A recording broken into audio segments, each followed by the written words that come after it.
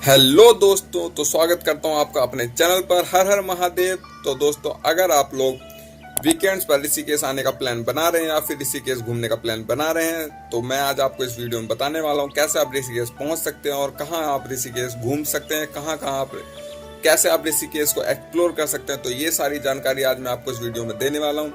तो अगर आप मेरे चैनल पर नए हैं तो चैनल को कर लीजिए सब्सक्राइब, वीडियो को कर दीजिए लाइक। तो बिल्कुल भी देरी ना करते हुए चलिए आगे बढ़ते हैं। तो दोस्तों, सबसे पहले आप जिस भी सिटी में रहते हैं उस सिटी से आपको ऋषिकेश पहुंचना होगा। अगर आपकी सिटी से डायरेक्ट बस या ट्रेन मिलती है तो आप डायरेक्ट ऋषिकेश पहुंच सकते हैं, या फिर मेरी तरह अगर आप दिल्ली से हैं तो आप दिल्ली से हरिद्वार पहुंच सकते हो, हरिद्वार से ऋषिकेश।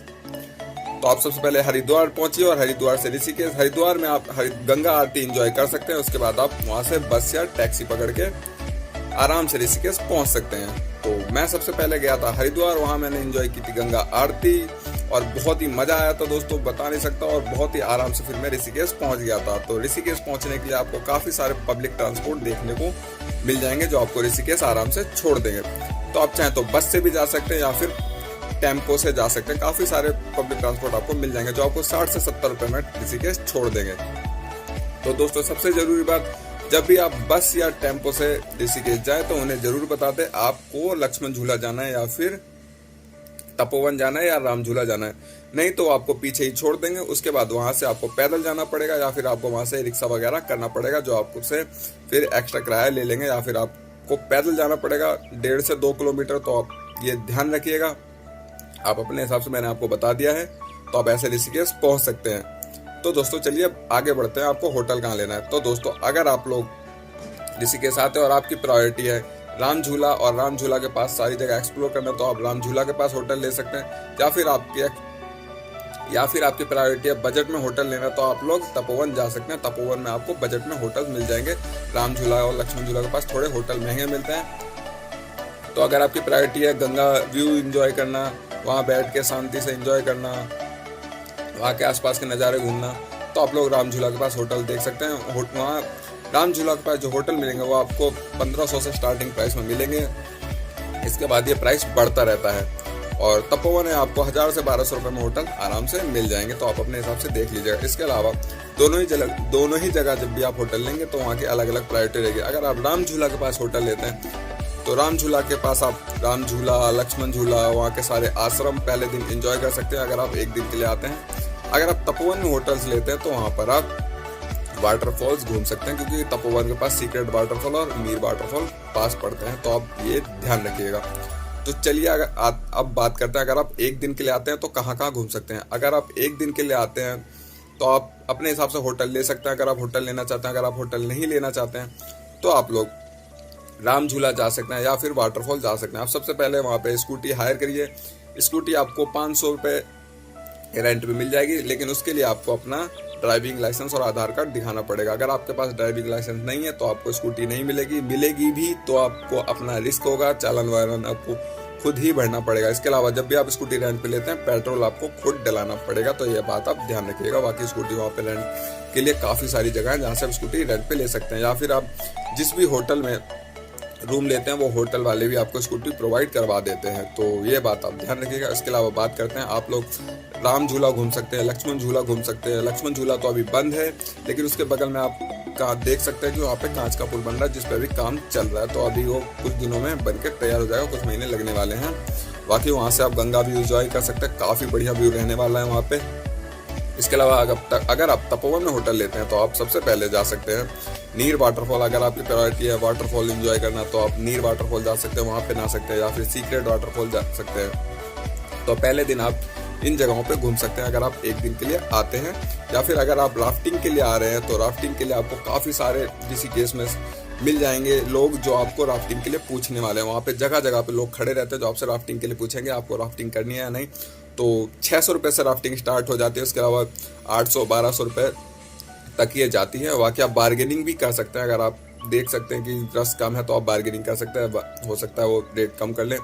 बाकी आप अपने हिसाब से देख सकते हैं, अपने ग्रुप के हिसाब से आते हैं। तो अगर आप 2 दिन के लिए ऋषिकेश आते हैं तो आप कहाँ कहाँ घूम सकते हैं, तो अब मैं पूरी जानकारी आपको देता हूँ। पहले दिन आप अगर तपोवन में होटल लेते हैं तो आप नीर वाटरफॉल जा सकते हैं या फिर सीक्रेट वाटरफॉल जा सकते हैं। इसके अलावा वापस आके आप लोग राम झूला घूम सकते हैं, वहाँ का गोवा बीच एंजॉय कर सकते हैं, वहाँ से आप सनसेट व्यू एंजॉय कर सकते हैं, या फिर वहाँ पे घाट है, वहाँ के घाट एंजॉय कर सकते हैं, और शाम को परमार्थ निकेतन की आरती एंजॉय कर सकते हैं। बहुत ही खूबसूरत आरती होती है, मज़ा आ जाएगा आपको। जो भगवान के दर्शन होते हैं ना शाम को गंगा मैया की आरती में, बहुत ही मज़ा आता है। काफ़ी सारे लोग होते हैं और सब लोग उस आरती को एंजॉय करते हैं। इसके अलावा बात करें दूसरे दिन आप कहाँ घूम सकते हैं, तो दूसरे दिन आप लोग पटना वाटरफॉल जा सकते हैं, जो कि लक्ष्मण झूला के पास पड़ता है। इसके अलावा आप लोग गीता भवन आश्रम घूम सकते हैं, स्वर्ग आश्रम घूम सकते हैं, और साथ ही बीटल्स आश्रम घूम सकते हैं, जो कि 84 कुटिया के नाम से मशहूर है। इसके अलावा आप लोग त्रिवेणी घाट भी जा सकते हैं, वहाँ की आरती भी काफ़ी खूबसूरत है। और साथ ही आप लोग त्र्यंबकेश्वर मंदिर भी घूम सकते, तो ये 13 मंजिल का मंदिर है, जहाँ से आप व्यू एंजॉय कर सकते हैं, तो बहुत ही खूबसूरत मंदिर है। साथ ही आप लोग भूतनाथ टेम्पल भी जा सकते हैं, जहाँ से थोड़ा सा ट्रैक आपको करना पड़ेगा और आप भूतनाथ टेम्पल पहुँच जाएंगे। तो काफ़ी सुंदर मंदिर है ये भी, यहाँ से भी आप व्यू आराम से एंजॉय कर लेंगे और महादेव के दर्शन भी कर लेंगे। अंदर जाते से ही आप अंदर जाएंगे, वहाँ पे सामने ही आपको शिवलिंग मिलेगी, जिसके दर्शन आप लोग कर सकते हैं। और इसी के आगे 84 कुटिया का आश्रम भी है, जहाँ से 84 कुटिया आप घूम सकते हैं। तो 84 कुटिया अगर आप घूमते हैं तो वहाँ के लिए आपको एंट्री टिकट भी लेनी पड़ेगी, जिसका प्राइस 200 रुपये है। अगर आप स्टूडेंट हैं तो आपका 100 रुपये प्राइस पड़ेगा, तो ये बात जरूर ध्यान रखना। इसके अलावा आप लोग जानकी सेतु ब्रिज भी घूम सकते हैं, जो कि अभी बना हुआ है, काफ़ी खूबसूरत ब्रिज है ये भी।